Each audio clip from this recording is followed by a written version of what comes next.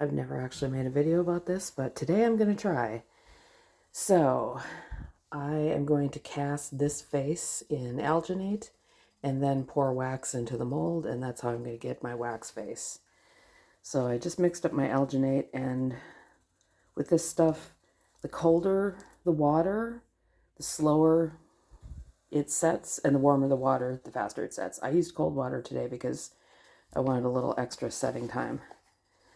So this is my clay face, and I'm literally going to pour this on top and leave this until it sets so it's good and firm.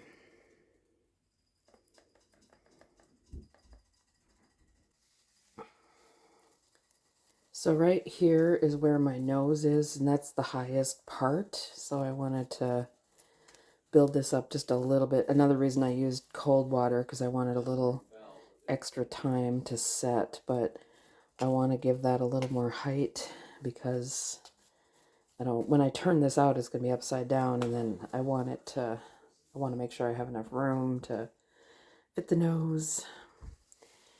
So this is the container I mixed it up in. I'm just going to let this dry and it'll peel right out of here because this is just plastic. So over here, this is the casting wax that I use, and I'm just melting this in a double boiler.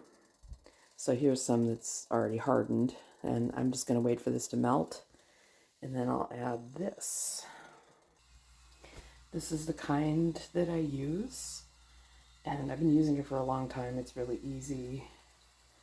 So this has been setting for a few minutes, and you can tell it's pretty firm already, but I'm going to give it just a little bit longer, and then I'm going to turn this upside down and put it in here so that I can fill it with wax. So I unmolded this. So this is my original face, and here's the cast. So there is a little bit of an air bubble in the nose, but I will fix that because I can carve the wax once it's done. So now it's just a matter of placing this in here as symmetrically as I can, because this is thin. This part is thinner than this, obviously. So I'm not going to get as deep a cast from this. I should have had a little bigger bowl, but I have what I have, and I can still use this as well. I can put leather on this and pin it down, and it's totally fine. But I do like to cast them in wax just because it's really stable, and when I put pins in it, it's not going to move around as much as the clay, and I don't have to monkey with it every time. So, and if this doesn't work, I can be super careful with it. Like if I don't get this laying right, and like when I pull the wax out and it's kind of a weird shape, if I'm careful with this, I can do it again. So now I just have to wait for the wax. It's starting to melt. This does take a bit of time.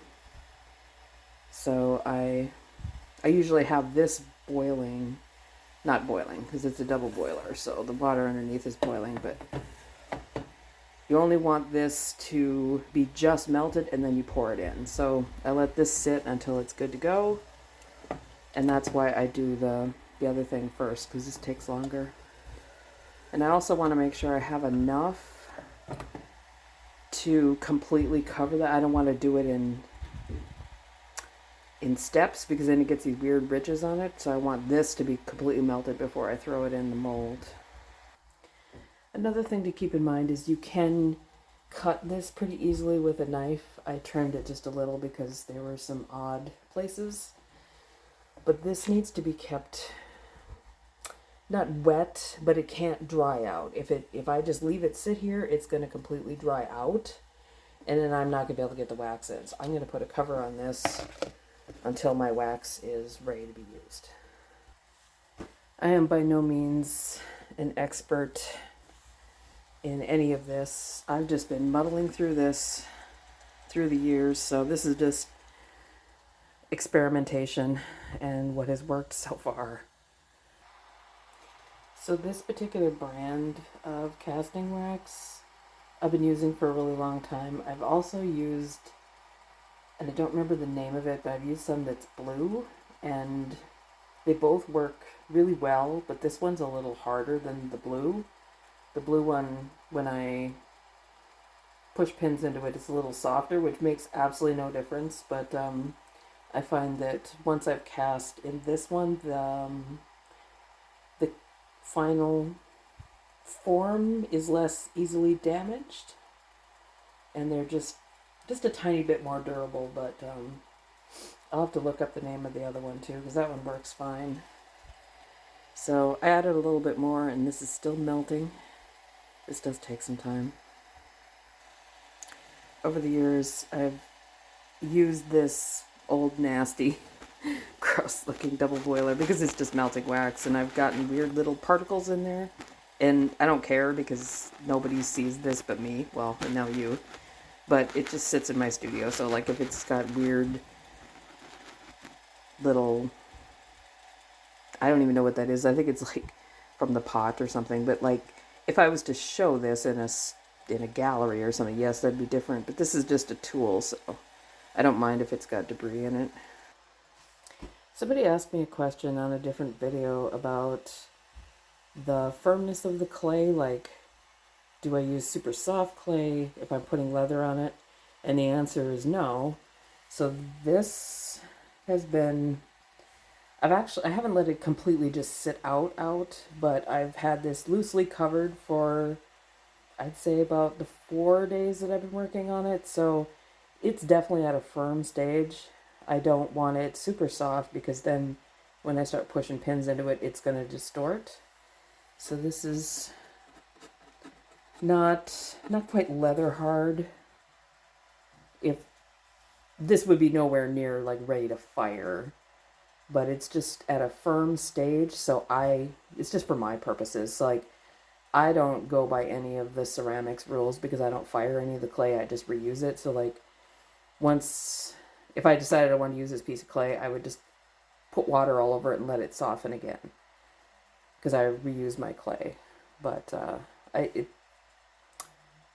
I am definitely, I don't follow any of the normal clay rules, I guess, because I don't use it in that way. So this is definitely getting there. There's still a couple little pieces that I'm waiting to melt. So if you use any utensils, either use disposable ones or else get a dedicated set because you're never going to be able to get this off of this spoon. So if you want to just have like a dedicated wooden spoon for this, that works. But this will never be able to be used for anything else. All right, here goes nothing.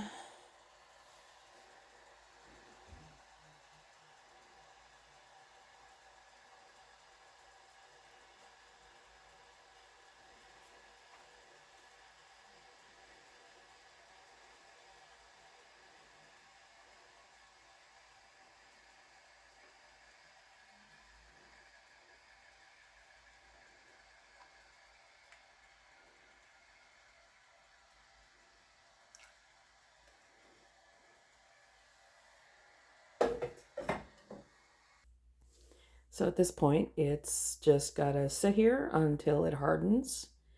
And as I said before, if this was sitting wrong, so the whole face gets distorted or something, I can take all this wax out and I can re-melt it. I can use it over and over, which is another reason this wax is so great. Or if like, let's say when I'm done with this, I am not happy with it at all, and I'm like, wow, I totally screwed that up, I can just remelt it and reuse it in something else. Now that I'm no longer living alone, I'm more acutely aware of how weird it is to have a face sitting in a container in the kitchen.